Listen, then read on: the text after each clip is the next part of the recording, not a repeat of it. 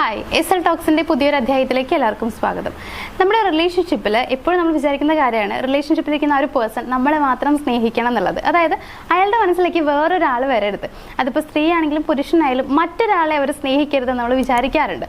അപ്പോൾ ഇങ്ങനെ നിങ്ങളുടെ റിലേഷൻഷിപ്പ് ഒരു എക്സ്ട്രാ അഫെയറുമായിട്ട് മുന്നോട്ട് പോവാതിരിക്കാൻ വേണ്ടിയിട്ട്, അതായത് നിങ്ങളുടെ റിലേഷൻഷിപ്പിൽ ഒരു എക്സ്ട്രാ അഫെയർ എന്നുള്ളൊരു പ്രോബ്ലം വരാതിരിക്കാൻ വേണ്ടിയിട്ട് നിങ്ങൾ ശ്രദ്ധിക്കേണ്ട കുറച്ച് കാര്യങ്ങളുണ്ട്.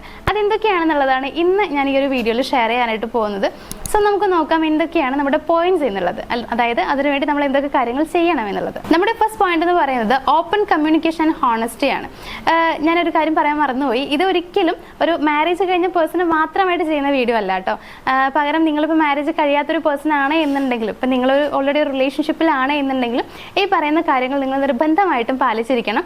അതായത് ഇപ്പം നമ്മൾ ഏത് റിലേഷൻഷിപ്പിലാണെങ്കിലും ആഫ്റ്റർ മാരേജ് ബിഫോർ മാരേജ് എന്തും ആയിക്കോട്ടെ, നമ്മുടെ റിലേഷൻഷിപ്പിൽ ഇപ്പം നമ്മൾ സ്നേഹിക്കുന്ന ആ ഒരു പേഴ്സൺ മറ്റൊരാളോട് ഇഷ്ടം തോന്നാതിരിക്കാൻ വേണ്ടിയിട്ട്, അതിപ്പോൾ നമുക്കാണെങ്കിലും വേറൊരാളോട് ഇഷ്ടം തോന്നാൻ, അത് നമ്മുടെ റിലേഷൻഷിപ്പിനെ അഫക്റ്റ് ചെയ്യാതിരിക്കാനൊക്കെ വേണ്ടിയിട്ടാണ് ഇന്ന് ഈ കാര്യങ്ങൾ പറഞ്ഞു തരുന്നത്. സോ ഇത് നിങ്ങൾ എന്തായാലും പാലിച്ചിരിക്കണം, ഇത് ഫോളോ ചെയ്യാനായിട്ട് നിങ്ങൾ ശ്രമിക്കണം. അപ്പോൾ ഒന്നാമത്തെ കാര്യം നമ്മൾ പറഞ്ഞിട്ടുള്ളത് ഓപ്പൺ കമ്മ്യൂണിക്കേഷൻ ആൻഡ് ഹോണസ്റ്റി ആണ്. ഇത് നമുക്ക് എല്ലാവർക്കും അറിയുന്ന കാര്യമാണ്, ഇമ്പോർട്ടൻ്റ് ആണ്. ഓപ്പൺ കമ്മ്യൂണിക്കേഷൻ നടത്താനായിട്ട് ശ്രമിക്കുക എന്നുള്ളതാണ്. ഓപ്പൺ കമ്മ്യൂണിക്കേഷൻ എന്ന് പറയുമ്പോൾ ഞാൻ നിങ്ങളോട് ഉദ്ദേശിക്കുന്നത് നിങ്ങൾക്ക് വരുന്ന ദേഷ്യം മുഴുവൻ അവരോട് കാണിക്കുക എന്നുള്ളതല്ല.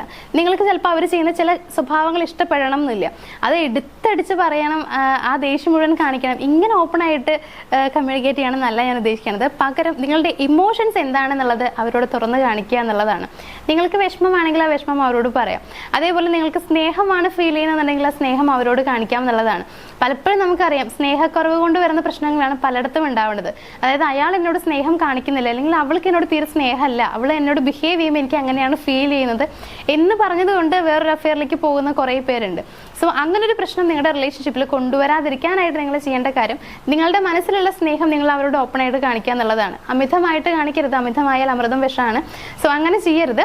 പകരം കുറച്ചൊക്കെ ഒരു ലിമിറ്റ് വെച്ചിട്ട് അവരോട് നിങ്ങളുടെ ഇഷ്ടം കാണിക്കാനായിട്ട് ശ്രമിക്കുക. നിങ്ങളുടെ ഇമോഷൻസ് പുറത്ത് കാണിക്കുക, അതും ജെന്യുവൻ ആയിരിക്കണം എന്നുള്ളതാണ്. അതായത് സത്യസന്ധമായ രീതിയിൽ അത് പ്രകടിപ്പിക്കാൻ ശ്രമിക്കുക.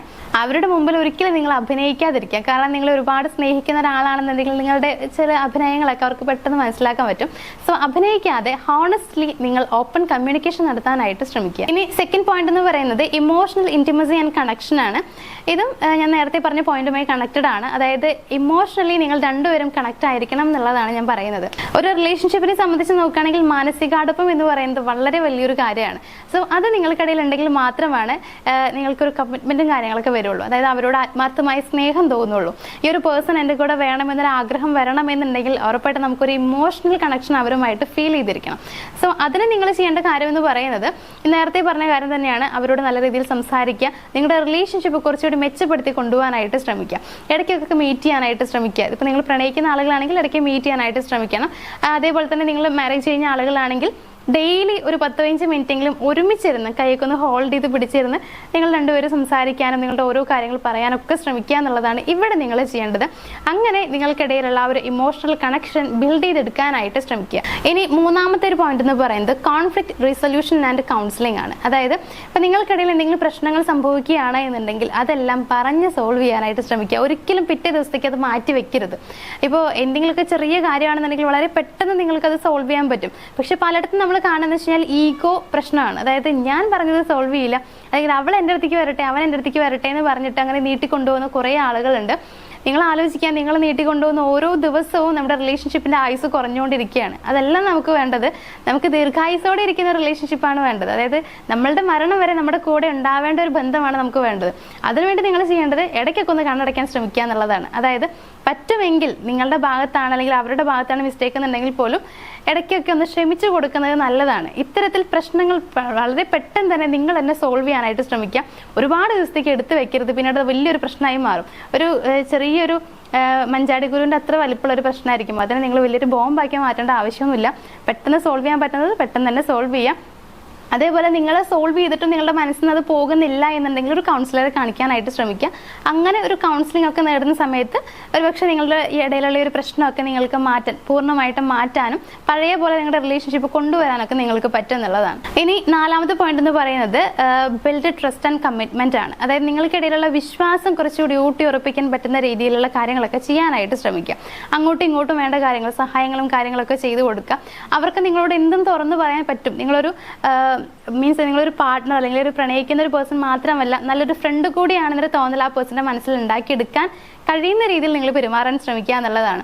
അതേപോലെ തന്നെ ഒരു കമ്മിറ്റ്മെന്റ് നിങ്ങൾക്കിടയിൽ ഉണ്ടായിരിക്കണം. കമ്മിറ്റ്മെന്റ് എന്ന് ഉദ്ദേശിക്കുന്നത് ഇനി ഇവളാണ് അല്ലെങ്കിൽ ഇവനാണ് എൻ്റെ ജീവിത പങ്കാളി, അതായത് ഇവരുമായിട്ടാണ് ഞാൻ ജീവിതം മുന്നോട്ട് കൊണ്ടുപോകേണ്ടത്, ഞാൻ ജീവിക്കുന്നത് ഇവൻ അല്ലെങ്കിൽ ഇവൾക്ക് കൂടി വേണ്ടിയിട്ടാണ് എന്നൊരു കമ്മിറ്റ്മെന്റ് നമ്മൾ മനസ്സിൽ കൊണ്ടുവരാനായിട്ട് ശ്രമിക്കണം. അങ്ങനെ ഒരു കമ്മിറ്റ്മെന്റ് ഉണ്ടെങ്കിൽ മാത്രമാണ് റിലേഷൻഷിപ്പ് മുന്നോട്ട് പോവുള്ളൂ.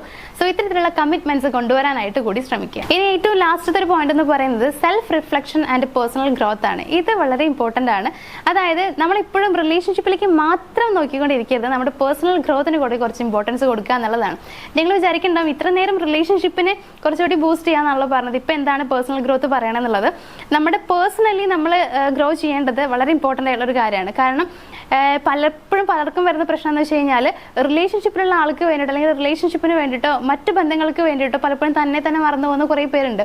തൻ്റെ ആവശ്യങ്ങൾ മറന്നു പോവുക, അല്ലെങ്കിൽ തനിക്ക് വേണ്ടൊന്നും ചെയ്യാതിരിക്കുക, ഇങ്ങനെ ചെയ്യുന്ന കുറേ പേരുണ്ട്. പക്ഷെ അങ്ങനെ വന്നു കഴിയുമ്പോൾ ആദ്യമൊക്കെ നമ്മൾ റിലേഷൻഷിപ്പിലിരിക്കുന്ന ആളുടെ മനസ്സിൽ വരുന്ന ചിന്ത എന്ന് പറയുന്നത് എനിക്ക് വേണ്ടി അല്ലെങ്കിൽ എൻ്റെ ഫാമിലിക്ക് വേണ്ടിയിട്ടൊക്കെ ഇവർ പലതും ഇങ്ങനെ ത്യജിക്കുന്നുണ്ടെന്ന് വിചാരിക്കുന്നുണ്ടാവാം. പക്ഷേ കുറച്ച് കഴിയുമ്പോഴത്തേക്കും നമുക്ക് തീരെ വിലയില്ലാണ്ടാവും എന്നുള്ളതാണ്. കാരണം നമുക്ക് അവിടെ പേഴ്സണൽ ഗ്രോത്ത് ഇല്ല, ഒന്നും സംഭവിക്കുന്നില്ല. പേഴ്സണലി നമുക്ക് യാതൊരു വളർച്ചയും ഇല്ല എന്നുണ്ടെങ്കിൽ നമുക്ക് യാതൊരു വിലയും കിട്ടാനുള്ള സാധ്യതയില്ല എന്നുള്ളതാണ്.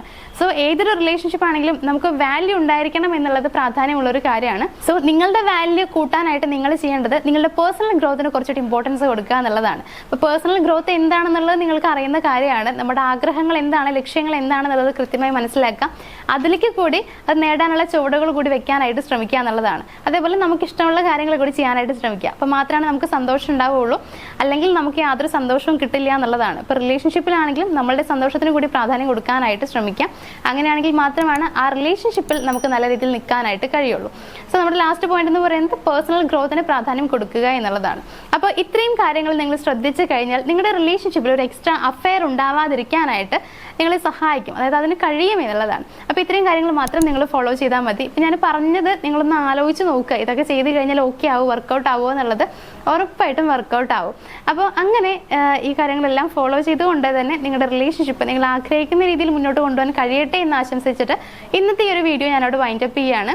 അപ്പോൾ നമുക്ക് മറ്റൊരു വീഡിയോ ആയിട്ട് കാണാം. താങ്ക്